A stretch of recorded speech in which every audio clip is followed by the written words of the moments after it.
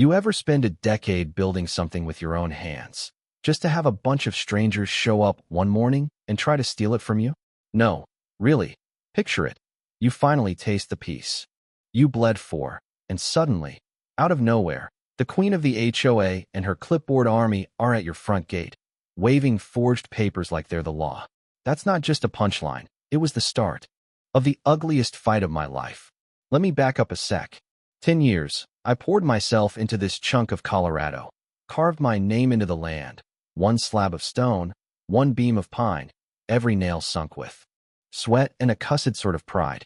The cabin perched above Briar Creek Lake, tucked into pines so old they howled when the wind cut down off the water.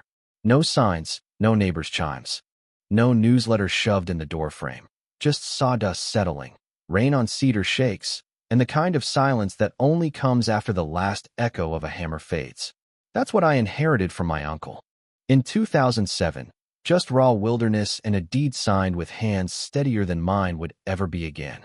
My friends, well, they thought I'd finally lost it. You're really gonna play mountain hermit? They laughed. Maybe that's exactly what I wanted after 2 tours and 15 years blowing up other people's mistakes overseas. I figured it was time to build something meant to last. No mortgage, no liens, not a single shared driveway or flower bed, just my dirt. Every board of that cabin I milled from barnwood, deadfall, whatever the land would give up, because I wanted bones that told a story. When I finally capped it off, on my birthday, of all days, it rained, and I just sat there on the new cedar roof, rain in my coffee, thinking, hell, I did it. I'm home. Old habits stick. Though, even out here, I mounted cameras, one on the tall pine by the drive, another above the door, last one on the dock. Not because I was scared, just instinct. 3 signs too. Private property. No trespassing, not part of any HOA. Thought that'd do it. Foolish, huh? 2 days after move-in, they arrived. Not neighbors, not exactly. More like an invading force. 3 of them, clipboards, pressed khakis, that glazed look folks get when they're about to make your life complicated for fun. At the front, a woman with a helmet of blonde hair, beige suit, and a smile that could slice bread. Mr. Lynch, she says, squinting like she's not sure I'm real. I'm Karen Brooks, president of the Lakewood Garden Hills Homeowners Association. Her 2 shadows, all binders and bylaw printouts, looked about as friendly as a tax audit. We're here to review your recent construction and ensure architectural compliance. Now, I'll admit, I laughed. You'll want to start from reality, ma'am. This ain't HOA land. It's Briar Ridge. My land. Separate parcel. Been paying taxes and got a signed county permit older than half your board. She didn't like that. Started rattling off visual compliance. Because my cabin could be seen from across the water, the HOA claimed jurisdiction over my paint color, deck stain, even my roof. So if I pick the wrong brown, you're gonna what? Fine me? Burn it down? No answer, just the dead-eyed silence of people used to being obeyed. I pointed at my sign, not part of any HOA, right behind me. Karen barely blinked. Signs don't change legal status. I suggest you submit compliance documents in 30 days, or we'll enforce board measures. I told her, as polite as I could manage. You and your clipboard got 60 seconds to get off my dirt before I start treating this as trespass. She blanched, but managed her little death glare. I look forward to resolving this for your sake. And off they went, heels stabbing my gravel like they meant to leave a mark. Thought maybe that'd be the end of it. That was my second mistake. 3 days later, piece cracked. Crisp envelope. Gold emblem that looked better suited to a wine bottle than a warning. Formal notice of noncompliance. The letter screamed, fines up to $100 a day, retroactive from first visible construction. They didn't even have my address right. Pulled it off some Zillow listing. Didn't matter. I scanned it, sent it to Jenna, my attorney. Old friend from Iraq. Calm as always, she called me that afternoon. They're trying HOA voodoo on federal law, she said. Pixie dust at a freight train. I gave her everything. Deed, permits, taxes, photos. She fired off a formal rebuttal. Certified mail, notarized, the works. But the next day, here comes Karen again, in her white Lexus, envelope thick as a brick. Courtesy, she says, shoving a packet at my gate. A revised HOA declaration about your lot. I tell her, Try a mailbox. My lawyer's already responded. She doesn't budge. Your property is under a legacy agreement. My father had a verbal contract with your uncle. The land was meant for my son. Had to bite my tongue not to laugh. You're claiming my uncle, dead since '07, promised your son this land. She nodded, proud as anything. No paperwork, just intent. I told her, you're not the community. You're a bored retiree with a Napoleon complex. She gave her final warning, return the lot or face transition. Proceedings. I made my line in the dirt clear. Karen, all you're transitioning into is a federal lawsuit. She stormed off, muttering about the county. Jenna sent a cease and desist, addressed to Karen and the board. Any more threats would be treated as harassment. That should have ended it. Of course, it didn't. 2 days later, urgent property acquisition notice. Some community resolution, declaring my land for recapture. The document was off, funny font, blurry seal, no notary, and of course, signed by Karen herself. I sent it to Jenna. Her answer, that's forgery. We're going to war. Things ramped up quick. Flyers went up all over the main lane. Emergency community vote. Preserve the character.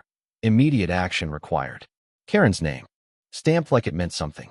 Even the kid who delivered my feed sacks apologized as he handed me one. That night, they held a meeting in the community hall. I didn't go, but my camera watched. From a pine above the dock, Karen held up that fake legacy agreement like gospel. They voted to ask the county for reassignment. Suddenly, my mailbox filled with eviction notices. Fake official letterhead. Threats of temporary occupancy suspension.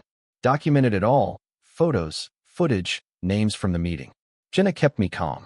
Let them make noise. Let the law do the heavy lifting.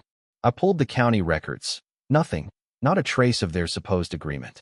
But the harassment kept coming. Anonymous letters, veiled threats. You're endangering property values. Gossip followed me everywhere, rumors like poison. Even the kid was told he'd get paid to hang flyers for the HOA, manufactured consensus. So we played the long game. Jenna's letter to the HOA included the county's no record found stamp, a neat little trap. They signed for it. It's collusion. Refuse, it's evasion. But Karen wouldn't stop. Internal emails surfaced, thanks to a retired deputy I hired. Zach deserves this, Karen wrote. Start the narrative, post about disruption, call and favor votes. If we control the tone, facts won't matter. She meant to break me with paperwork and gossip. And then the circus act. Zach, Karen's son, suddenly appeared. 25, record for fraud and squat attempts. He and his buddies inspected my porch one day while I was in town. Caught on camera. Caught by the sheriff. Charged for trespass and attempted intimidation. Jenna filed for an emergency order. HOA members barred from my land. Karen went live on Facebook, spinning the dangerous loner narrative. But neighbors were getting wise, anonymously slipping me HOA newsletters, meeting minutes where Karen pushed for volunteer enforcement agents. We found out my land had been registered as a conservation parcel, double-locked under my name, out of reach. Court day came. Snow clung to the ground, courthouse buzzing. Karen, pearls and beige, played innocent. But Jenna tore through the evidence. Ownership chain, video, emails, even a handwriting analyst for the forged signature. The judge didn't buy a word of Karen's excuses. Verdict, my rights affirmed. Karen personally liable for trespass, defamation, and coercion. $185,000 in damages, and, best part, the HOA's charter under review. Karen facing criminal charges for forgery. Next morning, I sat on my porch, coffee in hand, finally breathing easy. No more threats, no more envelopes slid under the door. Just the wind and the creak, silence earned. Karen was heading for county jail. Her mugshot in the paper. The HOA fractured, the board collapsing, their finances under audit. My favorite part? 3 days after the verdict, neighbors I'd never spoken to brought tools, lumber, and beer. Heard you're building a dock. Figured you've earned the help. So we built. New cedar deck, solar panels, gravel path, fresh dock. On the gate, I hung a sign I'd carved myself. 10 years by hand. No son of Karen shall pass. Someone posted a photo online, went viral for a week. Even heard from a farmer in the next county. They used my case to shut down their own HOA's land. Grab. Zach. He disappeared out west. Hope he learns what it means to build something honest. Me? I keep building. Not out of fear, just for the rhythm and the peace. The land's mine, body and soul. No one comes up that road anymore unless I want him to. And I guess that's what I earned, after all the noise. A place that finally stays built. But let me ask you, when folks try to rewrite the rules, forge the papers, and take what you've made with your own hands, what would you have done? Was it justice? Or just another war for nothing? Drop your thoughts below. And if you've tangled with an HOA or fought for your land, share your story. Because trust me, someone out there probably needs to hear it.